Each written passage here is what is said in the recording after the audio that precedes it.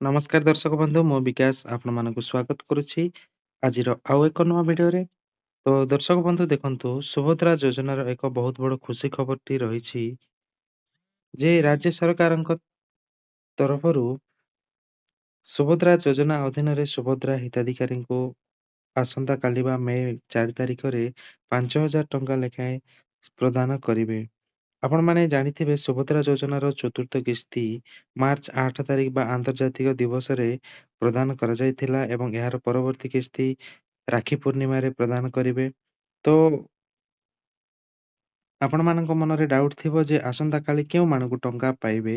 ତ ଏନେଇ ଉପମୁଖ୍ୟମନ୍ତ୍ରୀ ପ୍ରଭାତୀ ପରିଡ଼ା ଟ୍ୱିଟର ହ୍ୟାଣ୍ଡେଲରେ ଅପଡେଟ୍ ଦେଇଛନ୍ତି ଯେ ରାଜ୍ୟ ସରକାରଙ୍କ ତରଫରୁ ମେ 4 ତାରିଖରେ ପ୍ରାୟ 1,00,000ରୁ ଉର୍ଦ୍ଧ୍ୱ ମହିଳାଙ୍କୁ ଏହି ଟଙ୍କା ମିଳିବ।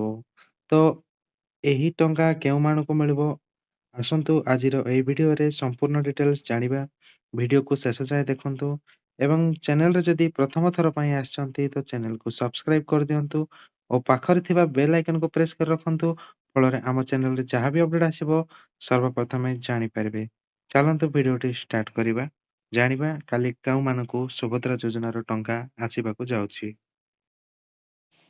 ତ ଦେଖନ୍ତୁ, ରାଜ୍ୟର ସୁଭଦ୍ରା ଯୋଜନାରୁ ବଞ୍ଚିତ ଥିବା ହିତାଧିକାରୀଙ୍କ ପାଇଁ ଆସିଛି ଏକ ଖୁସି ଖବର। ଆସନ୍ତା ମେ 4 ତାରିଖରେ ବଞ୍ଚିତ ହିତାଧିକାରୀଙ୍କୁ ସୁଭଦ୍ରା ଯୋଜନା ଟଙ୍କା ପ୍ରଦାନ କରାଯିବ। ଏ ସମ୍ପର୍କରେ ଉପମୁଖ୍ୟମନ୍ତ୍ରୀ ପ୍ରଭାତୀ ପରିଡ଼ା ନିଜର ଏକ୍ସ ପୂର୍ବ ଟ୍ୱିଟର ହ୍ୟାଣ୍ଡେଲରେ ସୂଚନା ଦେଇଛନ୍ତି ଏବଂ ଏହି ଟଙ୍କା ଆସନ୍ତାକାଲି ରାଜ୍ୟ ସରକାର ହିତାଧିକାରୀଙ୍କୁ ପ୍ରଦାନ କରିବେ। ଏହି ଅବସରରେ ସୁଭଦ୍ରା ଯୋଜନାର ସଫଳ ରୂପାୟନ ଏବଂ କୌଣସି ଯୋଗ୍ୟ ହିତାଧିକାରୀ ଯେପରି ବାଦ୍ ନ ପଡ଼ନ୍ତି, ସେଥିପାଇଁ ସରକାର ପ୍ରତିଶ୍ରୁତିବଦ୍ଧ ବୋଲି ଶ୍ରୀମତୀ ପ୍ରଭାତୀ ପରିଡ଼ା ପ୍ରକାଶ କରିଛନ୍ତି। ଏବଂ ଏହି ସୁଭଦ୍ରା ଯୋଜନାରେ ବଞ୍ଚିତ ହୋଇଥିବା ପ୍ରାୟ 1,23,849 ଜଣ ହିତାଧିକାରୀଙ୍କୁ ଆସନ୍ତାକାଲି 5,000 ଟଙ୍କା ଲେଖାଏଁ ରାଜ୍ୟ ସରକାର ସୁଭଦ୍ରା କିସ୍ତି ପ୍ରଦାନ କରିବେ। ଏବଂ ବୈଷୟିକ ତ୍ରୁଟି କିମ୍ବା ବ୍ୟାଙ୍କ କେୱାଇସି ଜନିତ କୌଣସି ସମସ୍ୟା ରହିଥିଲା ତ ସେଇ କାରଣରୁ ତାଙ୍କର ଚତୁର୍ଥ କିସ୍ତି ଟଙ୍କା ମାର୍ଚ୍ଚ 8 ତାରିଖ ବା ଆନ୍ତର୍ଜାତିକ ଦିବସରେ ପଇସା ଆସିନଥିଲା। ସେମାନେ ଯେଉଁ ବଞ୍ଚିତ ଥିଲେ ସେମାନଙ୍କୁ ଆସନ୍ତାକାଲି 5,000 ଟଙ୍କା ଲେଖାଏଁ ସରକାର ପ୍ରଦାନ କରିବେ